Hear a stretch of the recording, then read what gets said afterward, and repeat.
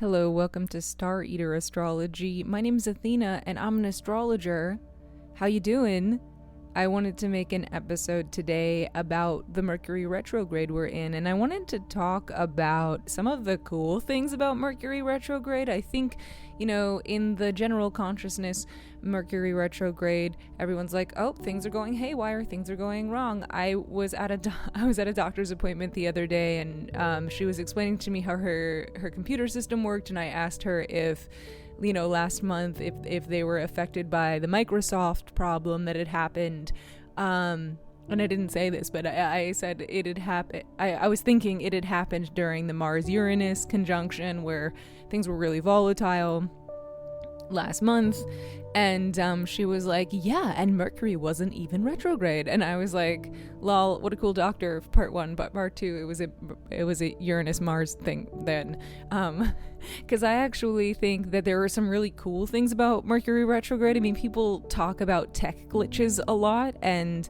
Mercury is about communication. It is about messages. It is very much about like how we're communicating with each other. And when Mercury is retrograde, which means it appears as if it is going back through a sign, back through degrees, it's very common stuff like, oh, travel might get delayed or technology might not be working the right way. And I always think about retrogrades as like reviews. Like we're reviewing things, we're revising things, we have to reevaluate things. And so it makes a lot of sense. Yeah, like our plans could get disrupted, etc., etc. And I think though, when Mercury is in its sign, in its domain and exaltation in Virgo, which it is, Mercury retrogrades can actually have a texture to them that's really interesting. It's giving us more information about things, because what Virgo often does is have too many details about something that are really honed in. And so when Mercury is going through Virgo and it's going forward, it's like a great time to pay attention to 1,000 tiny details. And if you're not necessarily a detail-oriented person, or that's not your go-to, a lot of little details coming up can be annoying, or they can be really enlightening. It's like, why do I have so much more information now? Well, Mercury, Virgo, And so as Mercury retrogrades through Virgo, there is this feeling of being like, even more information about the thing I thought I had all the information about, which can be really annoying. And I'm not saying that there's not, that there's not other things being annoying about the Mercury retrograde in Virgo, which tomorrow will go back into Leo. So we have it going backwards back into another sign. So sometimes Mercury goes backwards in one sign and then forward in the same sign. In this case, Mercury had gone forward in Virgo, backwards through a few degrees of Virgo, and will go backwards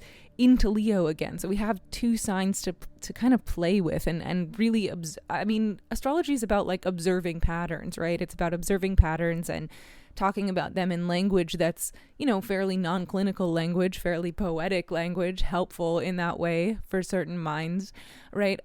So we have two signs to deal with where we get to really reflect on what does Mercury do in Virgo versus what does Mercury do in Leo.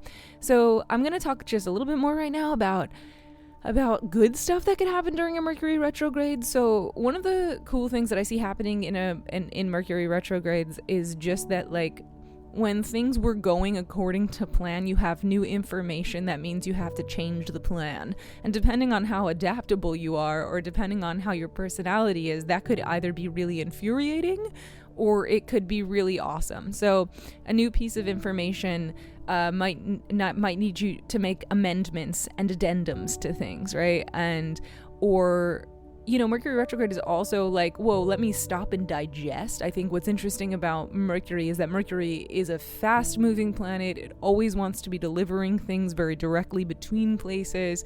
And I think that, and it's about information. It's about receiving information from one place and just having that information and taking it from one place to another. And there is this sort of feeling that you don't necessarily always get to digest that information. And I think we can all really identify that Mercury quality of our modern media in that, we are really bombarded with a lot, where it's like a lot of information. There's a lot of YouTube videos, there's a lot of podcasts, there's just a lot of information.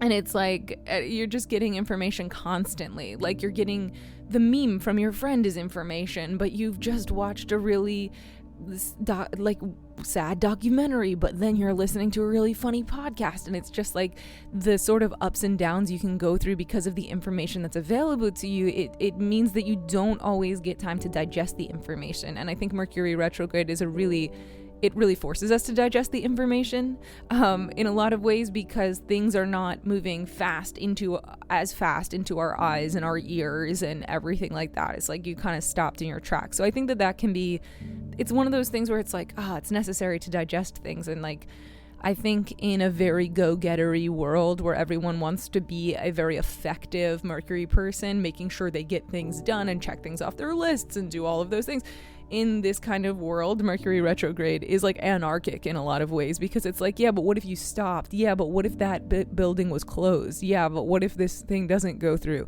And so it's this sort of idea of, I always think about being forced to take a different road home, and instead of like the feelings of frustration or unfamiliarity that come with that, just this opportunity to learn more details. A really good example of this was a little bit earlier in the retrograde that my spouse and I went to. We live in Los Angeles, and the movie theater that's the closest to our house is the City Walk Universal. So it's like we are always going to the movies at a place where everyone's on vacation, because it's like, yeah, everyone's kind of on vacation, and we get like a cheap parking voucher for getting movie tickets. So you can do that, by the way. If you order tickets on the AMC there, they'll give you a thing, and you only have to pay $5 to park in the Universal parking. But anyway, so we've been living here for almost 2 years, and we go to the movies there a lot.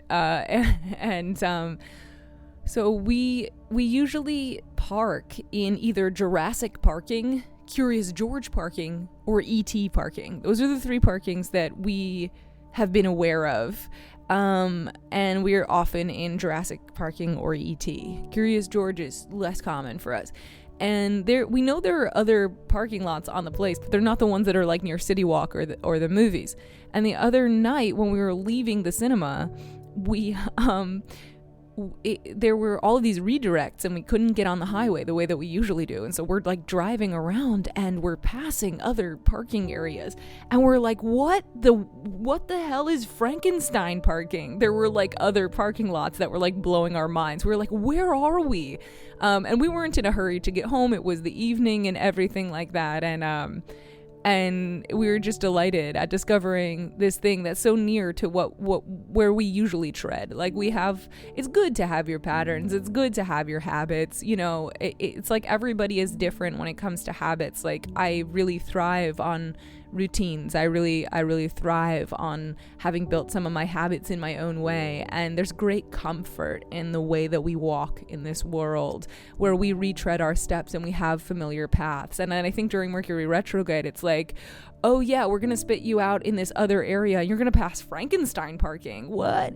And so the way we had to get home kind of spit us out a little differently, and wrong turns were made. And but we did discover a jazz club near us that we liked the name of, and we were like, let's write that down, and if we have some extra money, we'll go on a date there. So it was just kind of one thing after another with this, like, and it is kind of like jazz, like, I don't know, like, it's like, okay, that happened, now this is happening. And I really, that's my favorite part of Mercury retrograde, is just there's a sense of adventure and excitement. And you know, I can be really disturbed from having some of my routines and rituals for myself getting interrupted, but I always have to remind myself that, like, can I include this thing that's happening as part of that, or can I see this thing happening as sort of like an opportunity to view things differently or to see things from a different angle. And another kind of Mercury retrograde thing that happened to me recently that I think is really nice is that, like, I did a lot of really annoying admin work with health insurance. Like, I was on the phone for 3 hours a few weeks ago before the Mercury retrograde, and I had made this appointment with my other insurance, blah, blah, blah, yesterday, which was going to be during the Mercury retrograde. And it turns out that my new doctor, everything went right. Everything went well. I mean, admin wise, I still, like, health is okay, but something's going on. I'm fine. But I was actually able to navigate the system. It seemed like this thing that I had to jump through a lot of hoops about, but sometimes during Mercury retrograde you get the benefits of the detail work that you did prior. So if you, I think especially with Mercury and Virgo, right, like right now, if you did the work and the annoyingness and the pickiness, the little picky fiddly details of like waiting around and having to drudge through some kind of bureaucratic thing or whatever it is, if you did that prior to the retrograde, like the fruits of it are here, like, because it's a revisiting of what you did. Like, I was stressed going to the doctor because I was like, oh, I hope this thing with the insurance worked. Like, I hope they take the card. I'm so worried. And it did. It worked. I already did the hard part. You know, Mercury retrograde is not always the hard part. Sometimes it has a relationship with the hard part. What it is again, it's that revisiting, reviewing, redirecting kind of, and so that word is really important, like the redirection when we were driving home from the thing, and the revisiting when it came to going to the doctor's appointment and having that be weirdly easy in comparison to how hard it was to set it up, all of that kind of stuff.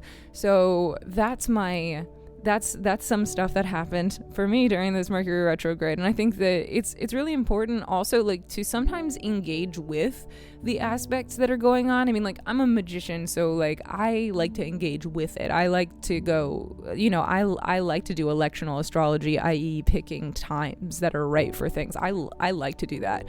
And I think they're having a relationship with astrology is like, can I use some of these transits and, you know, goings on with the sky weather to my advantage, or experience them in a way where I lean in? There's that side of it, which is cool and awesome, and I love to do it. And then there's the other side of it where it's like, I'm just observing these things like kind of happening to me, and so there's a sort of back and forth conversation about like how much do I want to go out in the weather, and is this rain, you know, when I always see astrology as weather, I see moods as weather, everything's weather, you know, and it's like, what can I enjoy part of this weather? Is there a weird rain? Is there a weird rain that I want to run around in, or do I have the perfect galoshes for this? I'm just always using weather as the comparison, but I think with Mercury retrograde, the way that you take advantage of the weather of it sometimes is to say, I'm actually going to go out of my routine. I'm actually going to choose to go a different way. I'm going to choose to walk a different path today, and allow for that like redirection, that rediscovery. And I think with it in Virgo, it can be very practical in that regard.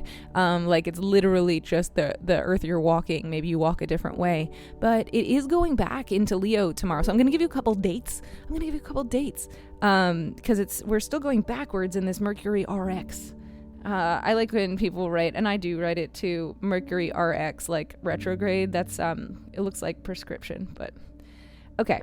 So today is August 13th. I'm looking at it is currently 12:25 p.m. and Mercury is retrograde, going backwards at 0 degrees of Virgo, and tomorrow the 14th it will go backwards into Leo. So we may be revisiting, or by the 15th it's at 29 degrees of Leo. So we're starting maybe around the 15th to revisit some of the Leo themes that had come up around where Mercury was bouncing around last month, right? Like, so if there were Leo themed things in your life, how you're putting yourself out there, how you're communicating externally, maybe this idea of putting yourself out there is a very Mercury in Leo kind of thing. Like, what have I said in front of a group, or, you know, which parts of my self-expression have I shared with people, and that sort of thing. We might be revisiting a little more of that stuff than the admin stuff, like that I was talking about regarding Virgo. We're going to come back to the admin stuff when it comes back forward into Virgo, and I think some of that stuff is going to hit the ground running. So, you know, plans you've made recently, or stuff you set up recently, you might hit the ground running as it goes back into Virgo. But as of the 15th, August 15th, we're having it going back into Leo, and Leo is Mercury doesn't Mercury perfectly in Leo. Leo's a fixed sign. It's a fire sign. And it's a very self-expressive sign. It's a sign about being okay with everyone gathering around you and hearing what you have to say. So a lot of times our relationships with that can be very interesting and very weird. Like sometimes if we're terribly private or we only want to be listened to in a certain way, the idea of like real self-expression can be very confronting. And I think that Mercury in Leo is about control, almost like having this control over our self-expression where we're being able to say what we want to say and say the bravest things that we want to say, or communicate in a way that like puts us out there as a beacon to others who are like us, and reminds us that like self-expression is important. It's not just self-indulgent. It's important because to express yourself is to show everyone, you know, what color you shine as, so that you can attract the appropriate things around you. It's kind of like being a beacon, I think, is Mercury in Leo. It's not as flexible as it is in its home signs, right? And it's not as great at delivering messages as Mercury wants to do. It's a fixed sign. It just really reminds me a lot of a beacon or a lighthouse or a fire that people are gathering around, and that's where the communication is. It's around being able to stand there and say your thing. And so if you've done that over the past month or so, we're kind of coming back to some of those themes around there. So there might be revisiting, or there might be even that sort of idea of remixing your kind of experience of how you expressed yourself during that Leo season, right? Like during last month, especially when we had Mercury there in Leo. So we're revisiting some things around self-expression over the next over the next few weeks. It's like, I think like the annoying picky admin stuff is probably gonna take a little rest for a lot of us. It depends on where it is in your chart. If you like to get a reading with me, you can go to athenaready.com/astrology, and we can look at this Mercury retrograde coming up for you. We can look at whatever you want. We can look at whatever you want. I have offerings on my page, both MP3 analysis readings where I send you an MP3 looking at your chart, talking just like this, and you can listen to it. And I also have face-to-face readings, which I do over Google Meets, and they are an hour long. If you use the code FRIENDS40 at checkout, you can get 40% off if you book in August. And I still have some spots in August for face-to-face meetings, so please do. But for a lot of us, some of the themes of self-expression are going to come up, and it's Leo. It's Leo. It's like what are you saying from the heart? And Mercury is so much about speech and how we speak to others. And I think sometimes people are afraid of being themselves, right? Like that's a whole thing. Like we all are out there posturing or wanting to impress each other, and I think the light side, the most healthy and mature side of Mercury and Leo is this sort of feeling that like, I am who I am, and I'll say what I'm going to say what I'm going to say, and I'm going to say it bravely, right? And the kind of dark side of that Mercury and Leo, and maybe more immature side of it that hasn't developed, might be like a lot more stubborn and being like, this is who I am, you can't do anything about it, you can't change my mind.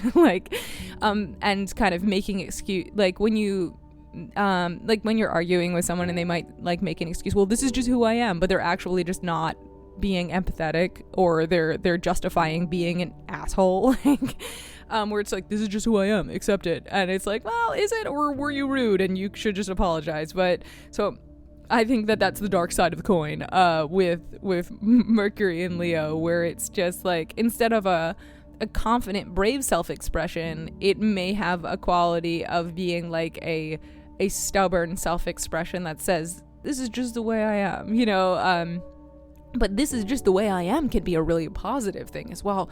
So exploring our relationships with that this is just the way I am thing is really interesting. Like, where is it appropriate for you to dig your heels in and be brave and shine out, and where you might be doing that to be defensive is a very interesting question, because the quality of Mercury and Virgo is adaptable, and it's of service, and it's in its domain. Like, it wants to deliver things between people. It's not really about the limelight. It's not certainly standing still. It's doing 1,000 little things behind behind the scenes.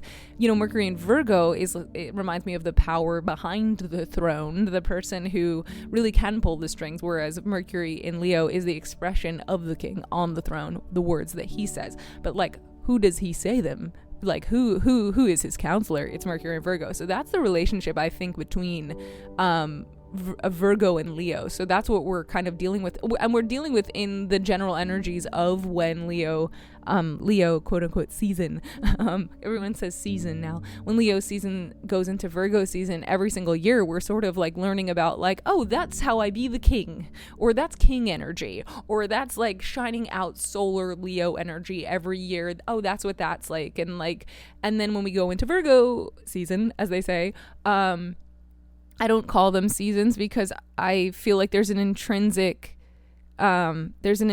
relationship between the actual changing of the seasons and the signs. So calling each one of them an individual season just doesn't compute for me. But so I say season with a wink. But anyway, getting into the weeds. I'm a Virgo rising here. But I think this idea of every year we get to kind of look at these transitions through things. Like every year we're obviously getting the sun go through things, and every month we're getting the moon go through all of these things. And so these are really interesting things to look at, I think, especially if you do take a look at the Leo house and the Virgo house in your chart, and you approach it with these feelings of like, here's the king, the expressive, outward, solar, light reaching person sitting on throne. People gather around. What does that feel like? What's that part of you? Or how, what is your response to those kind of people in your life, where it's like, it is kind of about the crown and the voice and the chair, and then what's the part of you, what house does Virgo rule? Do you have anything in Virgo? Who are the advisors behind the throne, and what joy do they get from that? Like, because every single sign gets a kind of joy, right? It kind of gets a joy, the Leo does, from being that crowned king who everyone gathers around and has leadership skills, like does have that ability to gather the people around.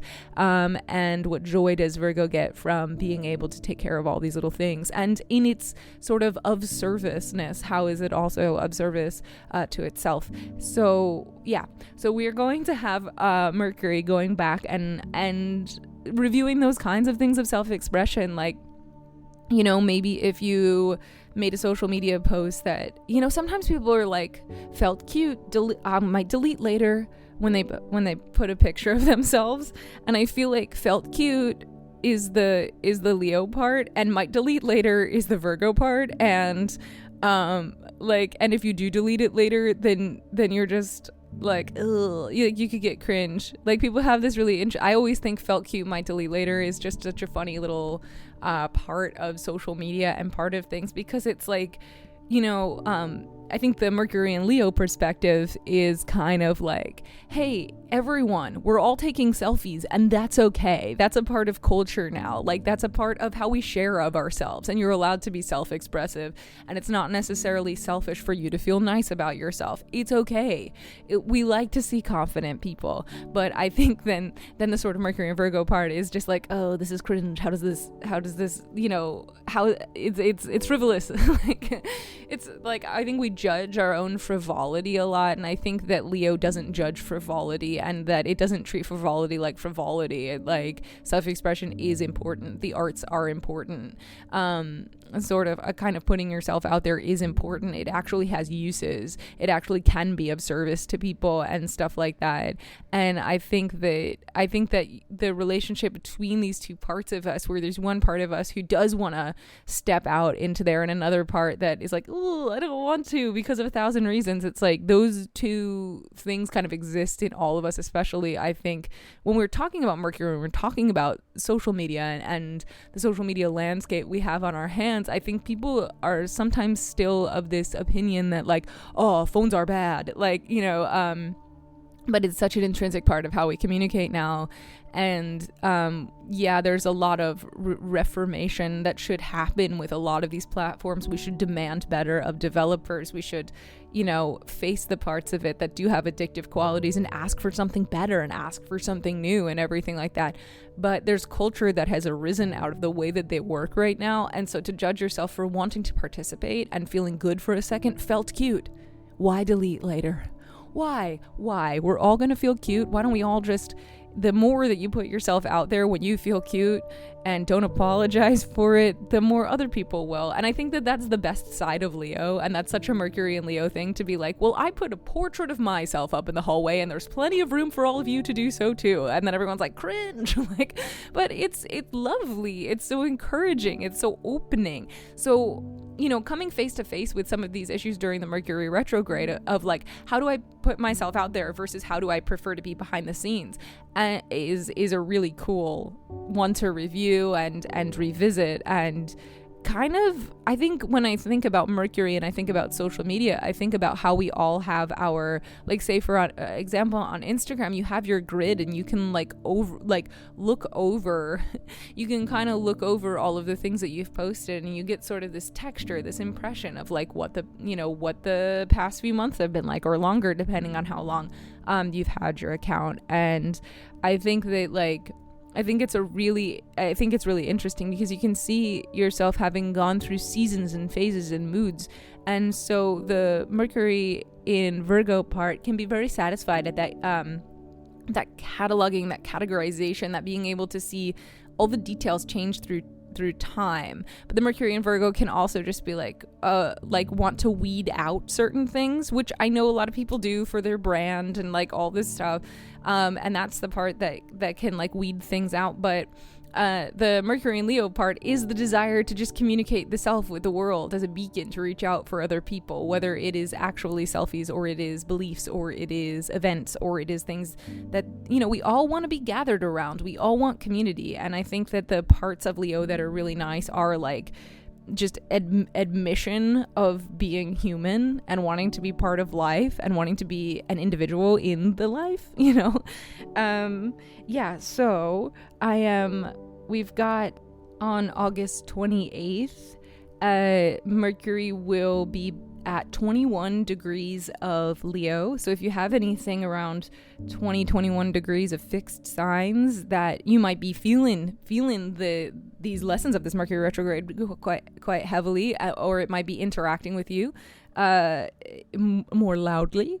So on the August 28th is the last day that it is retrograde, and then by the 29th it stations direct in Leo at 21 degrees, and then we have it going forward through Leo. So we're gonna be revisiting this stuff, and now it's moving fast and forward. So it's almost like, okay, I've reviewed all of these things around, where people gather around me or how I do self-expression. I reviewed them, I revisited them, I understand that a little more now. I understand how I'm supposed to be doing that a little bit more now. And that Mercury will be going forward through Leo, and it will go back into Virgo forward on September 9th. So by the time it hits back forward on September 9th, we're gonna be having a little bit of easier time. I mean, Mercury is picking up speed going forward. So during a Mercury retrograde, it's like this ping pong back and forth between things that you need to review, digest, revisit, all of that stuff, right?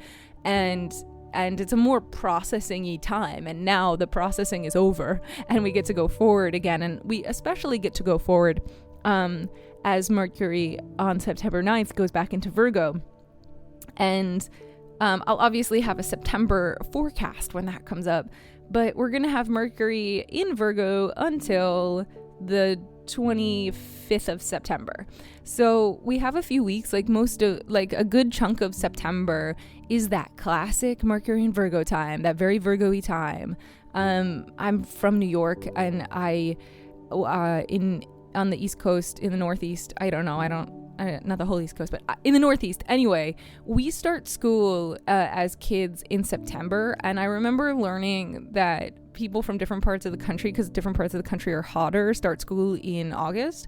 And I just always associate the beginning of September with like with like Virgo stuff, buying school supplies and all of that kind of stuff, and this start of a season change, which to me is like, it has this very very intrinsic relationship with Virgo, with autumn, with and September is still really hot usually in New York, especially now, but this sort of changing of seasons that's really, really present in the mutable signs, which Virgo is one, that it's where we have the most like change between the seasons, because they're mutable signs and they're in between places. Like Leo is this hot summer sun that spreads everywhere and has this fixed quality, like this is the dog days of summer, and then something breaks, after a fixed sign, something in the weather breaks and we're starting to feel the changes.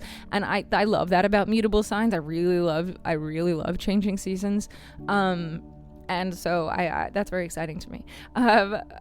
Whereas like a cardinal sign, and I'm from a place in the world where this was very present, right? Like where it was this lined up, like the southern hemisphere obviously doesn't line up, and like different places that don't have seasons the way that I grew up with such distinct seasons doesn't work that way either. But I was lucky to be a kid interested in astrology, especially in my teens, to have that map for myself. And so September for me, kind of bringing it back to Mercury going direct in Virgo, I mean, September is like, obviously stuff goes into Libra at a certain point in September, but I feel like it has this Virgo-y starting school, getting your school supplies ready energy. And I loved to get my school supplies as a Virgo rising. I was like, this is going to be the year. This is going to be the year for me. This is going to be the one. This notebook is going to be the most organized notebook in the world. And I mean, it would never work out that way, but man, the hope, the dream. I am actually good at keeping diaries and dates, obviously, because I'm kind of obsessed with time and marking time. Imagine that.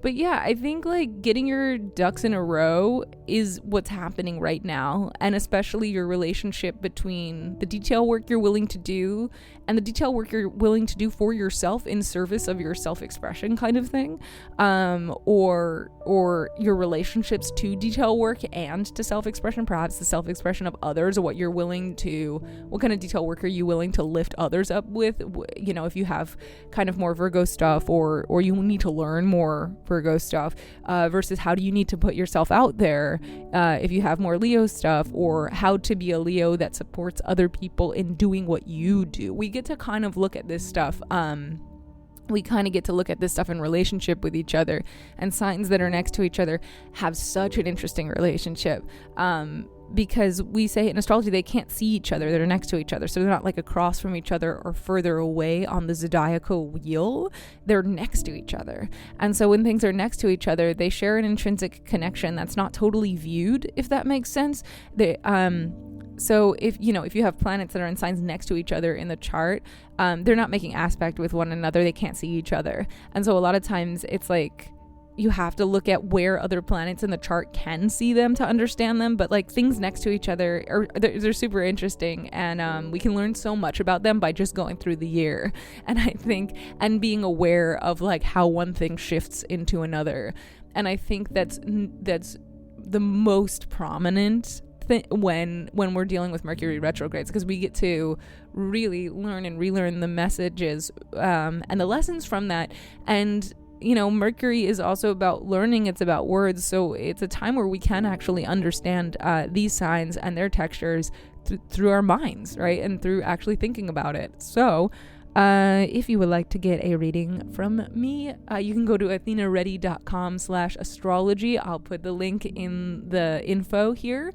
You can use the code FRIENDS40 for 40% off any reading, whether you pick an MP3 reading where I just send you this MP3 of my voice doing your chart, answering your questions, or you want to do a face-to-face over Google Meets. Those are an hour long.